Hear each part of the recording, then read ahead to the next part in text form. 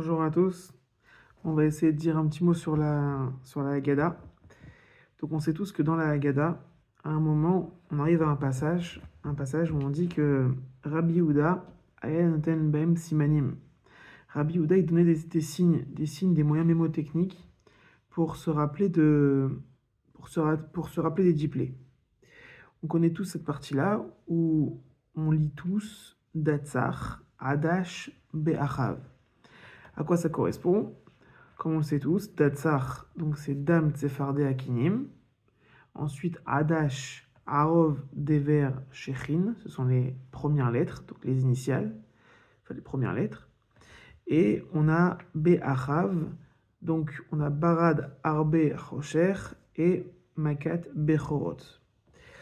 Ce qui est intéressant de poser comme question, c'est pourquoi Rabbi Yehuda, il a préféré découper de cette manière-là les diplés. C'est-à-dire, il a préféré faire un lot de 3, ensuite faire encore un lot de 3, et ensuite faire un lot de 4.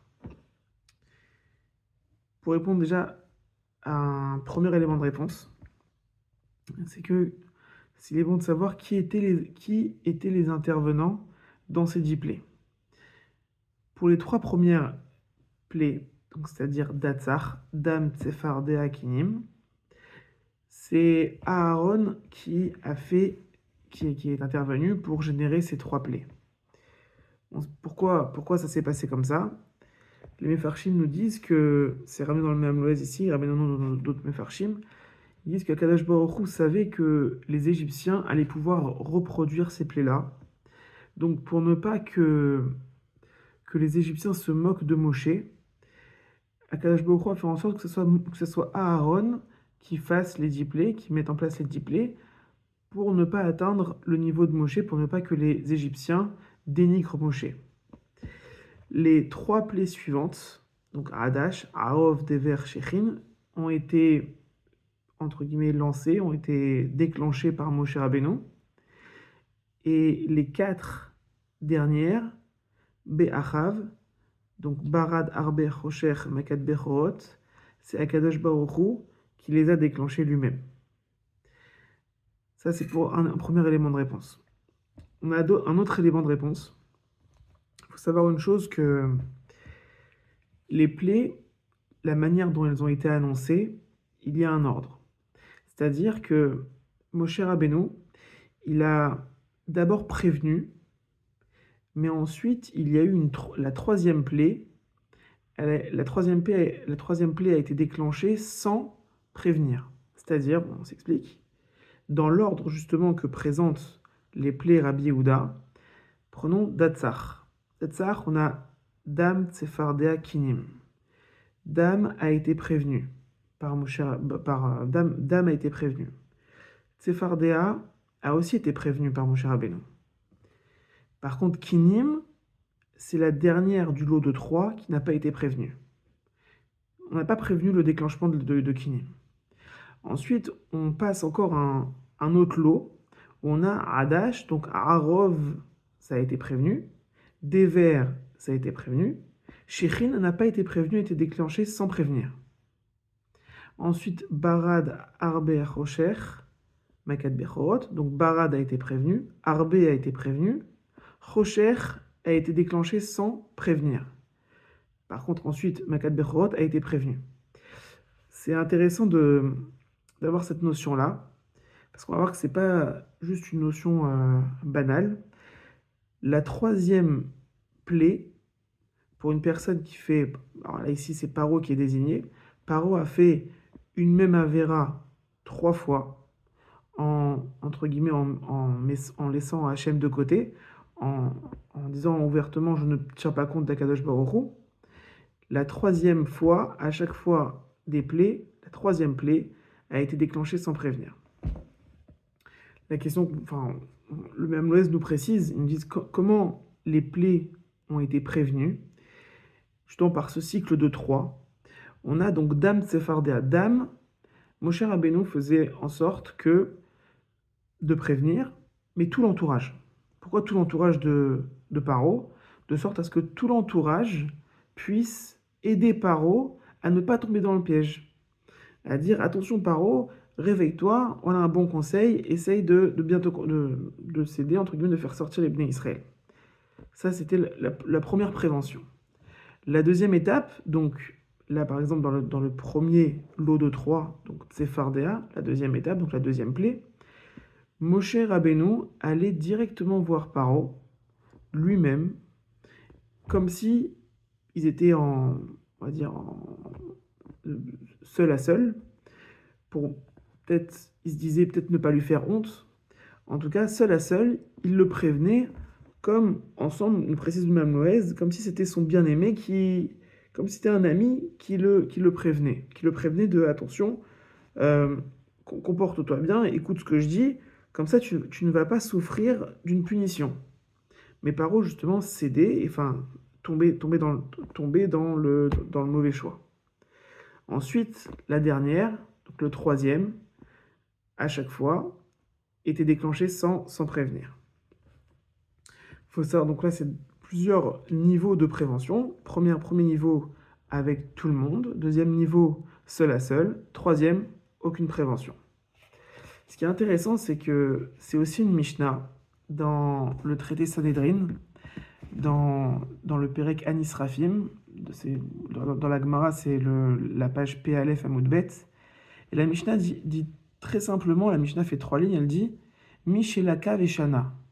Une personne qui a été frappée, donc qui a fait une avéra, et donc elle a eu une prévention, elle a été frappée de ça, d'accord? Et elle a refait encore une fois cette avéra-là, et elle a une seconde fois été frappée, d'accord? Donc elle a eu une prévention une seconde fois, elle a été frappée une seconde fois. Et il faut savoir une chose, que la troisième fois, écrit Beddin Machnissim Oto Lekipa, ce qui faisait le tribunal. Le tribunal prenait cette personne-là et le mettait dans un endroit où là-bas, la Mishnah nous dit Ma'achilin Oto Seorim, là-bas il lui faisait manger de l'orge, ad shekrisu mitbakat, jusqu'à que son intestin explosait. C'est pour dire quoi? C'est pour dire que, évidemment, on peut directement, entre parenthèses, parler du contexte de la Mishnah. La Mishnah parle de celui qui fait une avéra. Évidemment, il a reçu malkout, donc il a reçu les coups du Beddin. Évidemment, les 2 premières fois, il a eu une atra, donc il a eu une prévention à partir de témoins. La prévention en question, évidemment, il a dit attention, si tu fais ça, tu vas avoir telle punition. Lui, il doit reconnaître, il doit dire d'accord, je sais que si je fais ça, j'aurai telle punition, d'accord? Et il s'agit ici d'une avéra de karet.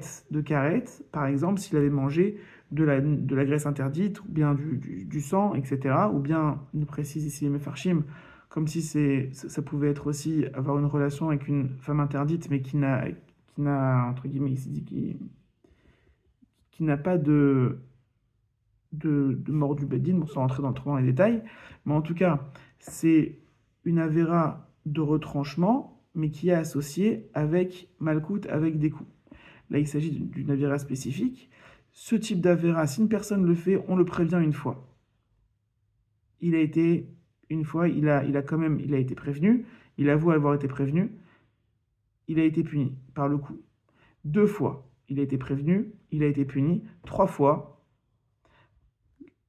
eh ben, le Beddin était capable de le tuer, parce que justement, comme il faut voir qu'il était passible de mort de Bidé Shamaim, du ciel, donc le Beddin ne faisait que rapprocher entre guillemets sa mort, parce que lorsqu'une personne se met dans une situation pareille, où elle est au courant de ce qui se passe, elle fait d'ailleurs 3 fois, nous précise la Gemara, 3 fois la même avéra, dans ce cas-là, c'est comme si il laissait tomber son âme. Et donc, la 3e fois, tout ça pour dire le sujet de la 3e fois, pas besoin de atra'a, pas besoin de prévention. C'est exactement ce qui s'est passé avec Paro. Avec des lots de 3, justement, il n'y a pas eu besoin de prévention à la 3e plaie.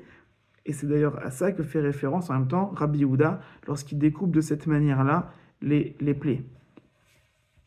Il est intéressant de dire aussi une chose, que si on regarde les 3e plaies, donc c'est-à-dire Datsar, donc c'est le Chaf Datsar, donc c'est Dam Tsefardé à Kinim, donc gardons Kinim en tête.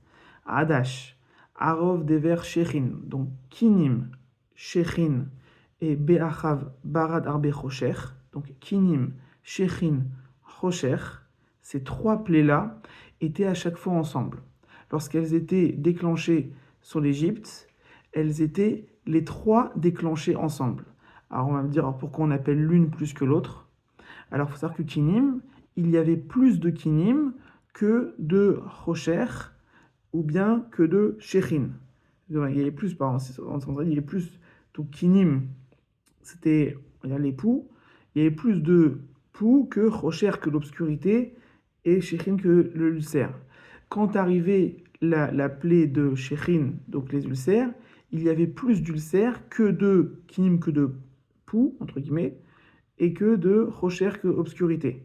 Et quand arrivait Rocher, il y avait plus d'obscurité que des deux, que Kinim et que Shechin, les ulcères. Alors, d'où est-ce qu'on sait ça? Le Mehamlez nous fait référence ici à quelque chose d'incroyable. Il dit lorsque vous écrivez en ligne Rocher, vous écrivez en dessous Shechin, vous écrivez en dessous Kinim. Regardez, je ne sais pas si on voit souvent peut-être à l'envers. Donc, si vous regardez en horizontal et en vertical, vous prenez les Rocher et ensuite vous regardez les premières lettres des 3 plaies. Donc, Shechin, pardon, Rocher, donc le Chet, Shechin, le Shin, et Kinim, c'est le Chaf. Donc ça fait aussi Rocher. Ensuite, si on continue, le Shechin qui se trouve juste en dessous, si on regarde les deuxièmes lettres des 3 plaies, ça fait Shin, Chet, Nun, donc ça fait aussi Shechin. Si vous voulez, on arrive à une matrice où les 3 plaies sont étroitement liées en horizontal, c'est normal parce qu'on les a écrites à l'horizontale, mais aussi à la verticale, c'est-à-dire qu'elles étaient liées, elles étaient à chaque fois ensemble. On aura comme ça un beau chidouche pour la Gada.